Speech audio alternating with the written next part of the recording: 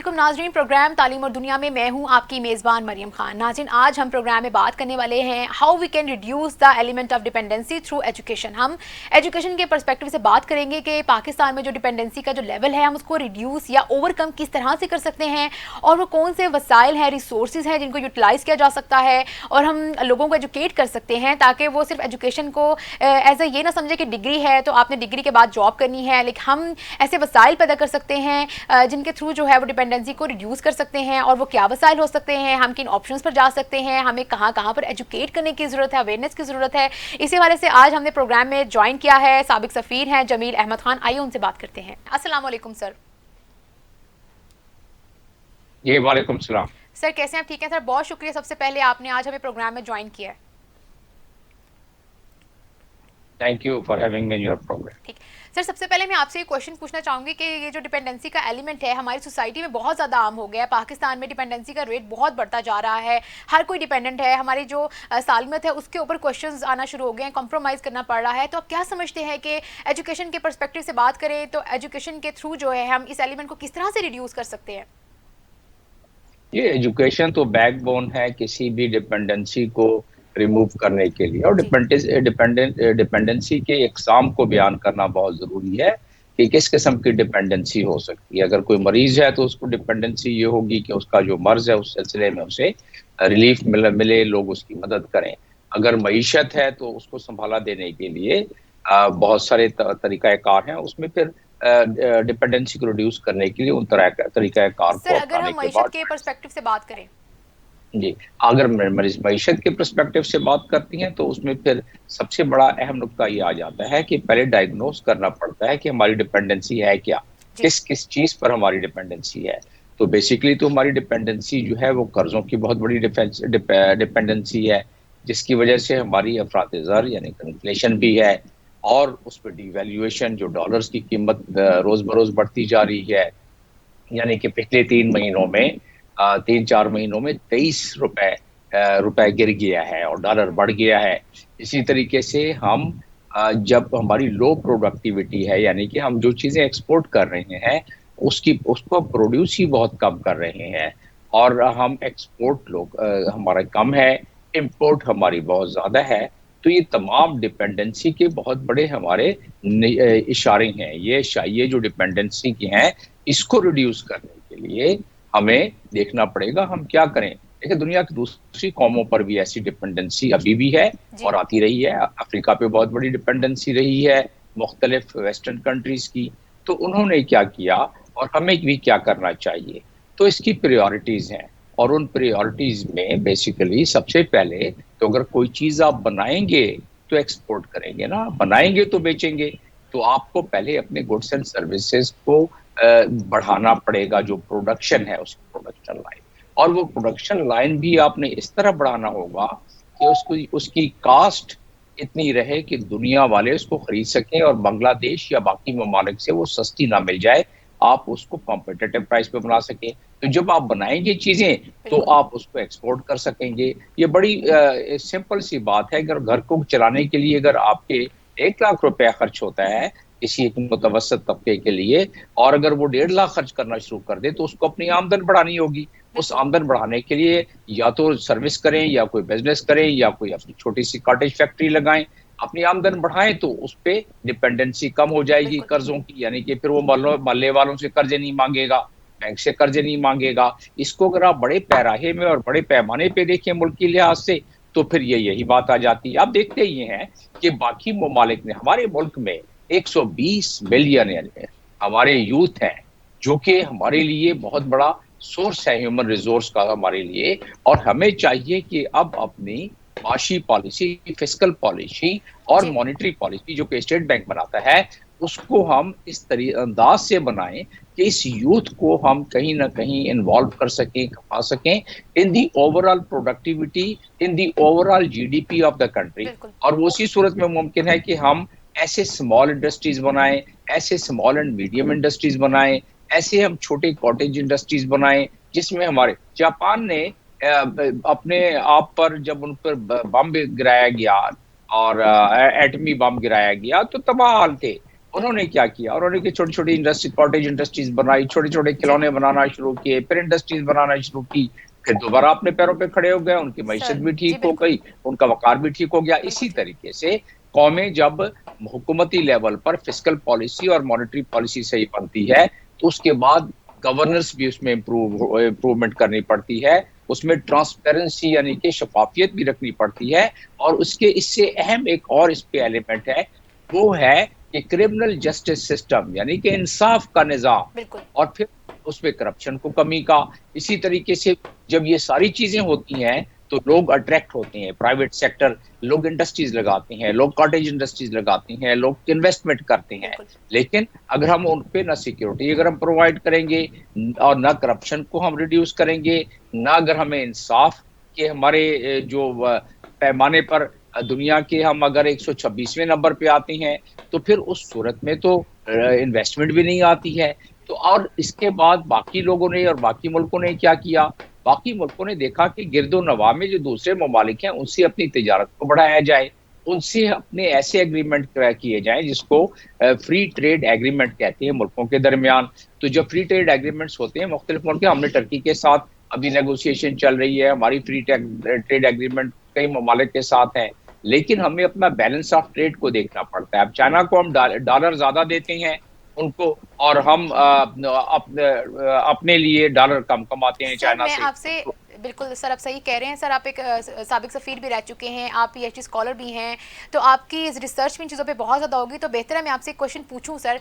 मैं ये आपसे पूछना चाहती हूँ कि सर आपको क्या लगता है कि हमें भी चाइना की तरफ जाना चाहिए, उनको देखना चाहिए उनकी मईशत किस तरह से स्ट्रॉन्ग हुई, लेकिन हम ये भी तो देखते हैं ना कि उन्होंने लैंग्वेज जो है इंग्लिश को इतना ज़्यादा बेस नहीं बनाया, उसको एज अ बैरियर नहीं समझा, उन्होंने अपनी लैंग्वेज में रहते हुए बच्चों को एजुकेट भी किया और उनको अर्न करना भी सिखाया गया, तो उनकी जिसकी वजह से उनके एक्सपोर्ट और इंपोर्ट जो है उसमें भी काफ़ी ज़्यादा इजाफा हुआ है। आपने देखा कि वो कितना ज़्यादा जो है खुशहाल मुल्क है। तो क्या हमें भी इस लेवल पर जो है इंटरनेशनल लेवल पर जो है चीज़ें देखनी चाहिए, सर्वे करना चाहिए?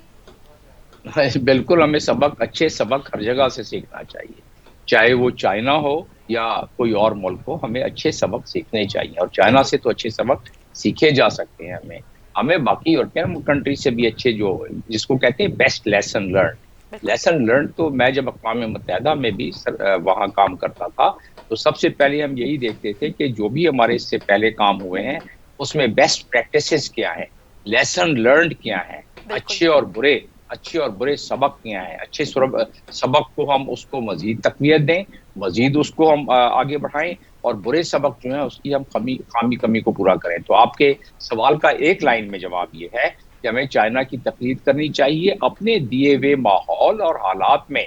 चाइना ने अगर अपनी लैंग्वेज में सारी चीजें, तो सबसे पहले तो उन्होंने दुनिया के तमाम जो नॉलेज है वो अपनी लैंग्वेज में ट्रांसलेट किया।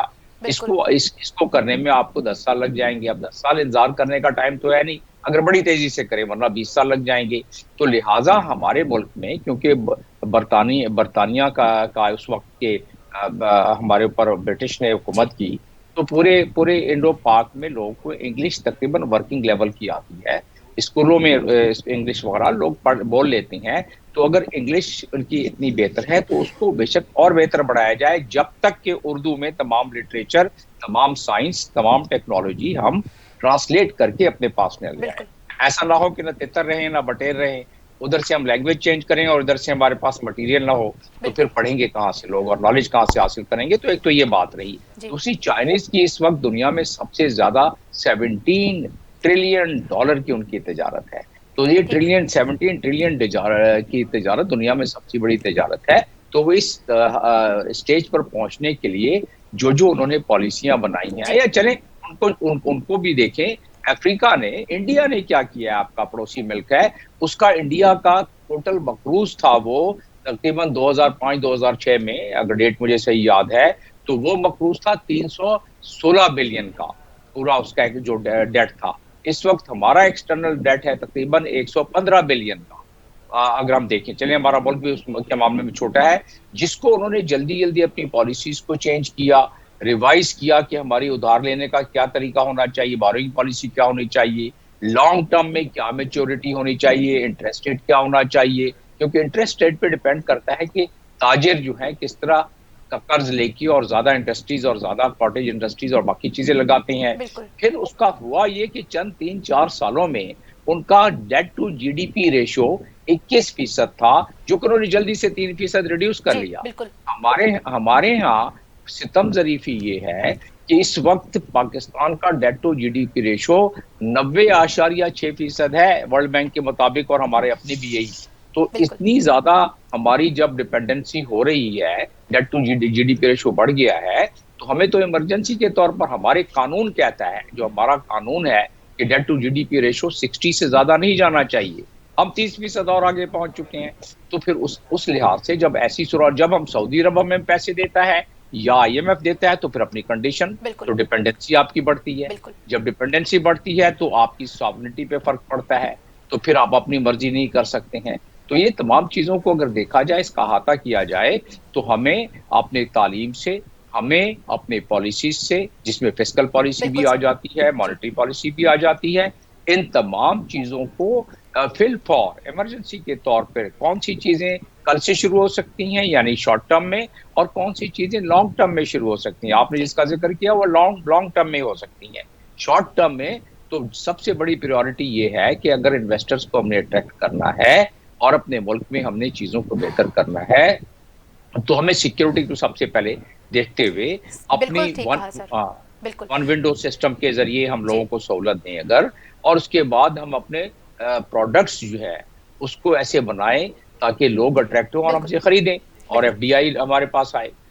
बिल्कुल। अच्छा जमील सर, ये भी तो देखा जाता है ना कि इंटरनेशनल लेवल पर बात करें, जितने भी ममालिक हैं उनके पास मौसम भी चारों नहीं है, और बहुत सारी चीज़ों को आर्टिफिशियली बेस पर जो है प्रोड्यूस करते हैं। लेकिन पाकिस्तान ऐसा मुल्क है, अल्लाह की जो है वो नेमत है कि यहाँ पर मौसम भी चार है, हर तरह का फ्रूट है, यहाँ पर मिनरल्स हैं, यहाँ पर ऑयल है, टूरिज्म की करवाई जा सकती है। हमारे पास बहुत सारे रिसोर्सेज मौजूद हैं यहाँ पर, जिनको इस्तेमाल करके हम डिपेंडेंसी को ख़त्म कर सकते हैं। लेकिन अगर हम ऑयल की बात ले लेते हैं, हमारे यहाँ पर जो है ऑयल जो है जब निकलता है तो उसको रिफाइन करने वाली मशीनरी तक मौजूद नहीं है पाकिस्तान में, और हम जब इसको रिफाइन करने के लिए बाहर भेजते हैं और पाकिस्तान में दोबारा जब लाया जाता है तो वो दुगनी तिगनी जो है वो कीमत पर जो है वापस आता है। तो ये यहाँ पर कुछ पाकिस्तान में इस तरह से नहीं होना चाहिए कि यहीं पर हम ऑयल को रिफाइन करें और हमारे जो रिसोर्सेज हैं उसको यूटिलाइज करें यहाँ पर। यकीनन अगर हमारी ऑयल रिफाइनरीज उस लेवल की हो जाए, अभी जो है हमारे पास बहुत छोटा सा प्लांट है, उसमें हमारी रिफाइनरी जो होती है वो हमारे बहुत ही ना होने के बराबर है। लेकिन जो हमारी रिफाइनरी बड़े प्लांट्स लगने चाहिए हमारे, और ऑयल रिफाइनरी के लिए हमारा मुआहदा एक हुआ था यूएई से, समहाउ वो आगे नहीं बढ़ सका ज्यादा, और सऊदी अरब में भी ऑयल रिफाइनरी का हमसे इंडिया दिया था गवादर पर। उन चीजों को बिल्कुल हमारी फॉरेन ऑफिस को परसू करना चाहिए, और जब वो हो जाए तो उसमें यकीनन, और अब तो चाइना का क्योंकि इंटरेस्ट बहुत ज्यादा हो गया है सी पैक के हवाले से, बेल्ट एंड रोड के हवाले से, तो उस सूरत में चाइना का इंटरेस्ट ज्यादा हो सकता है और होना चाहिए, ताकि ऑयल रिफाइनरी सबसे बेहतरीन जगह उसकी है गवादर और उसकी गिरदोनवा में, और वहां से आसानी से, और ये मैं समझता हूँ कि आगे जाके हो जाएगा, क्योंकि बड़े प्रोजेक्ट्स होते हैं, इस 10-10, 20-20, 50-50, 100-100 बिलियन डॉलर के प्रोजेक्ट होती हैं, तो उसमें डिपेंड करता है किस कैपेसिटी का। तो मैंने तो यहाँ तक इन चीजों में मैं इन्वॉल्व रहा हूँ कि सऊदी अरब यूएई चाहते थे कि यहाँ बड़ी ऑयल रिफाइनरी लगा के और यहाँ से तेल अपना साफ करके बाकी जगहों पर बेचा जा सके। जी ठीक। अच्छा सर, मैं आपसे ये क्वेश्चन पूछना चाहूँगी कि जैसे इनोवेशंस हो रही हैं वक्त के साथ साथ, हम जो है टेक्नोलॉजी में बहुत ज़्यादा आगे भी जा रहे हैं। हमारे बहुत सारे ऐसे लोग हैं जो ज़्यादा एजुकेटेड नहीं है, लेकिन प्रैक्टिकली अगर उनकी हम रिसर्च पे जाते हैं, तो मैंने देखा था सोशल मीडिया पे कि एक बंदे ने जो है वो एरोप्लेन टाइप का जो एक स्ट्रक्चर बनाया और वो प्रॉपर उसको उड़ा रहा था। हम अगर अपने एजुकेशन सिस्टम को थेरी से निकाल कर प्रैक्टिकली अगर ले आएँ, तो हम कम्युनिटीज़ में काम करवाना शुरू कर दें कि हम सबको नहीं अगर हम उस लेवल पर पढ़ा सकते, वो जो ज़्यादा कॉस्ट आ जाती है उसकी, लेकिन हम ऐसा काम तो शुरू कर सकते हैं ना कि जो अगर एक बंदा ऑलरेडी इस काम को जानता है, तो हम जो है छोटे लेवल पर बहुत सारे बच्चों को इन्वॉल्व करें उस एक्टिविटी में, ताकि वो आगे से मजीद लोगों को एजुकेट कर सकें, ताकि हम पाकिस्तान में जो डिपेंडेंसी है उसको रिड्यूस कर सकें। जी हाँ, बहुत ज्यादा ये आइडियल बात है और यही होना चाहिए मुल्क को अपने पैरों पर और अपने कदम पे खड़ा होने के लिए। लेकिन इस फसाने को हकीकत में तब्दील करने का एक जो रास्ता है वो थोड़ा सा कठिन है, और हमारे पॉलिसी साज जो हैं, पॉलिसी बनाने वाले लोग, ये उनकी अपने दूरंदेशी, हिम्मत, सिंसियरिटी और साफ गोई पर है कि वो कितनी जल्दी इस चीज को उस डगर पर डालते हैं। अभी तो ये है कि इन तमाम खुशकिस्मती से तमाम हमारे मौसमों का भी आपने बता दिया, हमारे टैलेंटेड लोगों का भी बतला दिया, हमारे लोगों के जज्बों का भी बतला दिया, बिल्कुल। यूथ 120 मिलियन का भी मैंने बता दिया। ये तमाम चीज़ें तो हमारे पास मैसर हैं, लेकिन इनको हमें इस्तेमाल करने के लिए पॉलिसीज़ ऐसी बनानी होती हैं। और मुझे ये बात कहने में कोई आर नहीं कि हम ऐसी पॉलिसीज़ बनाने में हमारी बहुत ज़्यादा सुस्त रवि रही है या नाकामी रही है, जिसकी वजह से आज हमारी यूथ कुछ नाउमीदी का शिकार होते जा रहे हैं। लेकिन मैं यही जी। चाहूँगा कि ये यूथ, इनको पता होना चाहिए कि पाकिस्तान में हमारी बहुत ज़्यादा ज़राए ऐसे हैं कि आने वाले वक्तों में अगर ये यूथ अपना दिल अपने मजबूत करके और अपनी मेहनत और लगन के साथ, जो भी इस वक्त माहौलियाती और मारूजाती हालात हैं, जी। जो दिए हुए रिसोर्सेज हैं, उसमें से सही मेहनत करके अगर कुछ ना कुछ करना शुरू कर दें, तो यकीनन हमारी तरक्की बढ़ सकती है। और हुकूमत भी आज नहीं तो कल अपनी पॉलिसीज को इस तरह रियलाइन करेगी और करना पड़ेगा जी, कि बिल्कुल। मुल्क कोई अब सही समत में जा सके। सर मैं आपसे आखिरी क्वेश्चन पूछना चाहूँगी क्योंकि प्रोग्राम का वक्त खत्म होने वाला है। सर मैं आपसे पूछना चाहूँगी कि एजुकेशन जो है, आजकल की जो एजुकेशन है, क्या हमारी यूथ को इस तरफ लेके जा रही है, नाउमीदी की तरफ, कि आप एजुकेट होने के बाद सिर्फ जॉब कर सकते हैं और आपको सिर्फ ये आपका कंसर्न होना चाहिए कि आप कमा कितना सकते हैं, खुश रहना नहीं सिखा रही? ये तो बड़ी हमारी खुशकिस्मती के बजाय बदकिस्मती है जी। कि इतने टैलेंटेड हमारे लोग हैं। ये खुशकिस्मती है। और बदकिस्मती ये है कि हमारा एजुकेशन निज़ाम, जो कि अफ्रीका में कांगो में तकरीबन 3-3.5% एजुकेशन में पैसे जाते हैं जीडीपी जी। का, हमारे पास 2% जाता है। तो हमने एजुकेशन को लो प्रायोरिटी दी हुई है और ये एजुकेशन हमने 19वीं सदी के तर्ज पर अब भी हम चला रहे हैं। इसीलिए हमारा दुनिया में 500 यूनिवर्सिटीज में सिर्फ 1 या 2 यूनिवर्सिटीज बड़ी मुश्किल से शामिल हो सकती हैं, और वो भी नहीं है। और बाकी ठीक। सारी यूनिवर्सिटीज हमारी बिल्कुल नीचे, उनकी दर्जाबंदी बहुत नीचे है। तो हमारी यही तमन्ना और तवक्को रहेगी और यही हमारी इस्तदा रहेगी और हमारी डिमांड रहेगी हमारे लीडरों से कि वो इस चीज़ पर तवज्जो दें। अगर हमारी एजुकेशन नहीं होगी तो हमने अब तक जितनी भी गुफ्तगू की है उसमें सुधारा आना मुश्किल हो जाएगा। एजुकेशन हमारी होनी ही चाहिए उस इंडस्ट्रियल बेस्ड, कि हमारी रिक्वायरमेंट क्या है दुनिया की और पाकिस्तान की अगले 20 सालों में, और उसके मुताबिक, और अगले 50 सालों में ठीक। उसके मुताबिक हमें अपने एजुकेशन का रुख का तयन करना पड़ेगा। बहुत शुक्रिया। साबिक सफ़ीर जमील अहमद खान इस वक्त हमारे साथ प्रोग्राम में मौजूद थे। नाज़रीन, आज हमने जो प्रोग्राम में डिस्कस किया है वो हमने यही डिस्कस किया है कि हम डिपेंडेंसी को किस तरह से रिड्यूस कर सकते हैं। हमारे साथ पाकिस्तान में बहुत सारे टैलेंटेड लोग मौजूद हैं जिनका अगर हम वर्क देखें और सोशल मीडिया के थ्रू देखें, उन्होंने बहुत ज़्यादा काम किया हुआ है। हम डिफरेंट कम्युनिटीज़ बना सकते हैं और उन कम्युनिटीज़ को स्टेप बाय स्टेप आगे लेके जा सकते हैं ताकि ज़्यादा से ज़्यादा लोग वो जो भी प्रोजेक्ट है या जो भी वो काम करते हैं जो पाकिस्तान के लिए फ़ायदेमंद हैं, हम उनको स्किल्स दे सकते हैं ताकि वो सिर्फ फ़ायदा ले सकें। और ये जो डिपेंडेंसी है कि हम उसको सिर्फ एजुकेशन देकर, स्कूल में बिठाकर, क्लासेस में बिठाकर हम उसको ख़त्म कर सकते हैं, तो ये जो आपका जो नज़रिया है वो बिल्कुल गलत है। हम जो है स्किल बेस पर जो है बच्चों को अगर हम एजुकेट करेंगे तो वो आगे जाके पाकिस्तान की मईशत को मजबूत करने में अहम किरदार अदा करेंगे। इसी के साथ अपनी मेज़बान मरियम खान को दीजिए इजाज़त। दोबारा से प्रोग्राम में मुलाकात होगी एक नए टॉपिक और मेहमान के साथ। तब तक के लिए अपना ख्याल रखिएगा। अल्लाह हाफिज़।